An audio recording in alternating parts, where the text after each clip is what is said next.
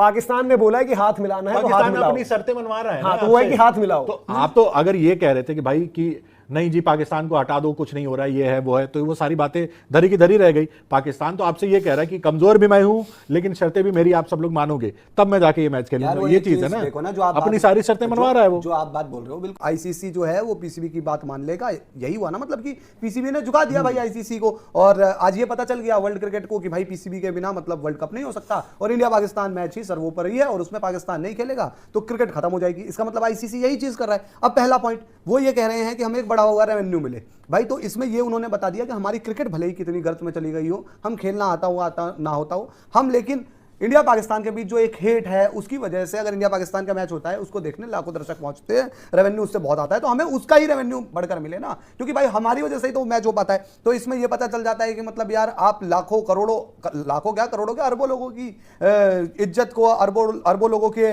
Emotions को दाव पर लगाकर पैसे का एक बाजार चला रहे हो और उसका पैसा पीसीबी और ज्यादा उठाएगा और करेगा। दूसरा पॉइंट आपका कि हैंडशेक हो जाए, हैंडशेक हो जाए मतलब इंडिया जो मतलब उन पाकिस्तान के प्लेयरों के साथ क्रिकेट खेला, जिसे कहते हैं कि क्रिकेट भी नहीं खेलना चाहिए, चलो हाथ नहीं मिलाया, हमने कहा कि यार वो पाकिस्तानी ना हमारे दोस्त नहीं हो सकते, हाथ मिलाना चाहते हुए भी उनसे हाथ मिलाएंगे, गले मिलेंगे, तो ये इंडिया की कितनी बड़ी बेइज्जती होगी कि भाई आपको मतलब झुका दिया गया। तीसरा पॉइंट आपने क्या बताया था बायलैटरल सीरीज का। एक चीज बताओ, आज पाकिस्तान गवर्नमेंट ने कह दिया ना भाई कि हम जो है वो इंडिया से वर्ल्ड कप का मुकाबला नहीं खेलेंगे, उसके बाद पीसीबी ने कहा कि भाई हमारी गवर्नमेंट ने कह दिया है जी तो भाई वर्ल्ड कप का मुकाबला कैसे खेलेंगे। वो ये क्यों सोच रहे हैं या आईसीसी ये क्यों सोच रही है कि कल को इंडिया जब एक बायलैटरल सीरीज खेलने की बात करेगा तो हमारी गवर्नमेंट कुछ नहीं करेगी। भाई हमें भी देखना पड़ेगा ना भाई, मतलब ये तो यार मैं किसी भी सूरत में इस चीज को नहीं बचा पाऊंगा कि कल को बीसीसीआई बायलैटरल सीरीज खेलने पहुंच जाए और हमारी गवर्नमेंट कुछ ही ना बोले। यार गवर्नमेंट ने ही बोला है ना, अनुराग ठाकुर ने ही बोला है ना कि बायलैटरल नहीं खेलते हैं, वो बंद है, लेकिन हाँ जी हम वर्ल्ड कप के मैच खेल सकते हैं, एशिया कप खेल सकते हैं, वो ठीक है, पर यार आप बायलैटरल पे कैसे एक आम इंडियन को और कैसे सरकार की मतलब वो लाओगे वहां पर मर्जी। जो ये रेवेन्यू है ये सिर्फ ये नहीं करेगी इस मैच से बढ़ा हुआ रेवेन्यू, ये जो आपका आईसीसी का ओवरऑल शेयर है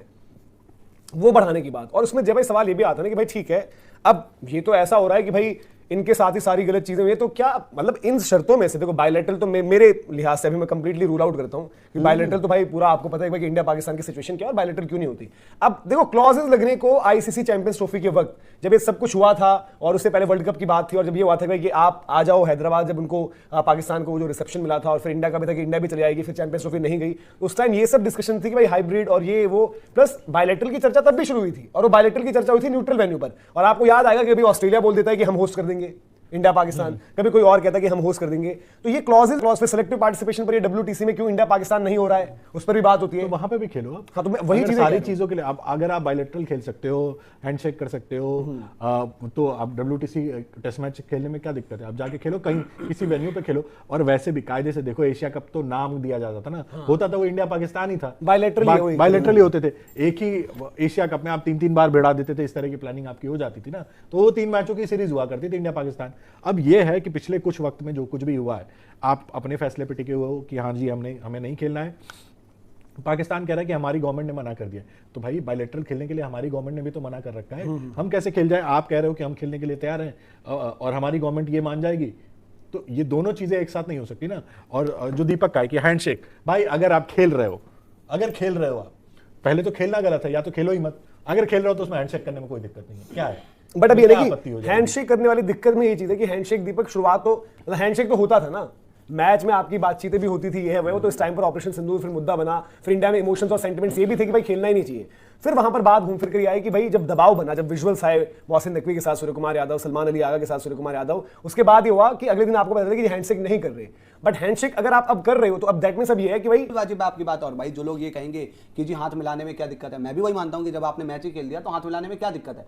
लेकिन एक चीज बताओ कि भाई एक मतलब मैच होता है और उस मैच की इमोशंस आपको पता है कि भाई लाखों मतलब लोग चाहते हैं कि वो मैच ना हो, भाई करोड़ों लोग चाहते होंगे कि मैच हो, लेकिन लाखों तो चाहते हैं ना कि जो ना हो भाई, उनमें भी। और जब आप देखते हो कि यार इंडिया पाकिस्तान एक क्रिकेट मैच खेल लेते हैं, उस पर भी जले पर नमक छिड़कने वाली बात होगी ना, हाथ मिला रहे हैं, झपिया पा रहे हैं, वही मतलब मैं तो एज अ इंडियन मैं ये नहीं देख सकता, मेरी आंखों में भाई इतना दम नहीं है कि वहां पर वो ऐसे इशारा कर रहा हो हारिस रऊफ, वहां पर अलग अलग एक खिलाड़ी बंदूक का इशारा कर रहा हो बल्ले से और हमारे प्लेयर मैच जीतने के बाद हाथ मिलाने जाए। अरे भाड़ में गई भाई स्पोर्ट्समैन स्पिरिट, कोई ठेका नहीं ले रखा है स्पोर्ट्समैन स्पिरिट का। दूसरी चीज ये है जो भाई अब एक बार हो गया एशिया कप में कि आपने हाथ नहीं मिलाया, आपने दिखा दिया कि यार ये क्या है, ये क्या है भाई? मतलब तुम जबरदस्ती कहोगे कि भाई तू हमसे हाथ मिला, उन लोगों से हाथ मिला।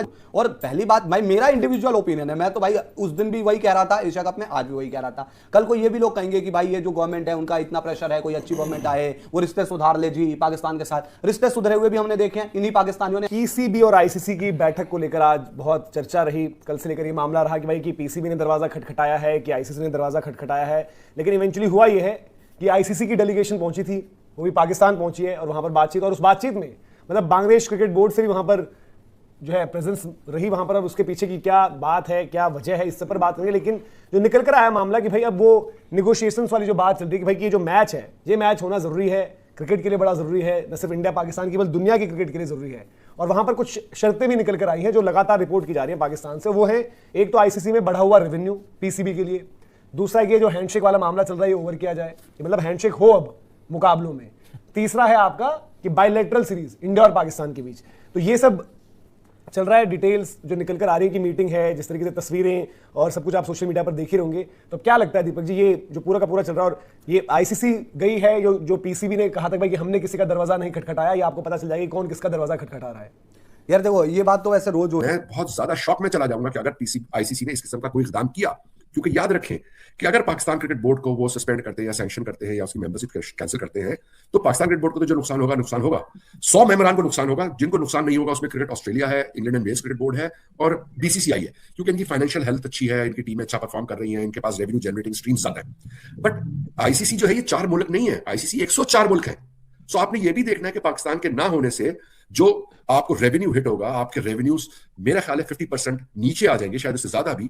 तो जब रेवेन्यू जनरेट कम होगा तो रेवेन्यू डिस्ट्रीब्यूट भी कम होगा, जब रेवेन्यू डिस्ट्रीब्यूट कम होगा तो मेंबर सस्टेन और सर्वाइव ही नहीं कर सकेंगे, एसोसिएट्स को छोड़े कुछ फुल मेंबरान भी सस्टेन नहीं कर पाएंगे, और फिर क्रिकेट जो है 104 मुल्कों से शुरू होकर 40, 60, 65, 55 इसके ऊपर चली जाएगी। फिर आप इसका एक इंपैक्ट देखिए, अपना इंपैक्ट देख ले। एक सेकंड इफी कि आपका 3 महीने के बाद विमेंस T20 वर्ल्ड कप है, अगले साल 50 ओवर का 50 वर्ल्ड कप है, 2028 में ओलंपिक्स के अंदर क्रिकेट जा रही है पहली दफा। अगर वहां पर अच्छी कारकर्दगी होती है, एक अच्छा शो होता है और उनको ब्रिस्बेन 2032 के अंदर भी एंट्री मिल जाती है, तो फिर cricket will become an annual feature into the Olympics. So इस टाइम के ऊपर सिर्फ क्रिकेट वर्ल्ड की नजर इस इवेंट के ऊपर नहीं है। मेरा अपना ख्याल है कि इसको दूसरे स्पोर्ट्स भी बड़ी गहरी निगाह से देख रहे होंगे कि ये हो क्या रहा है, क्यों हो रहा है और इसका आउटकम क्या निकलने वाला है।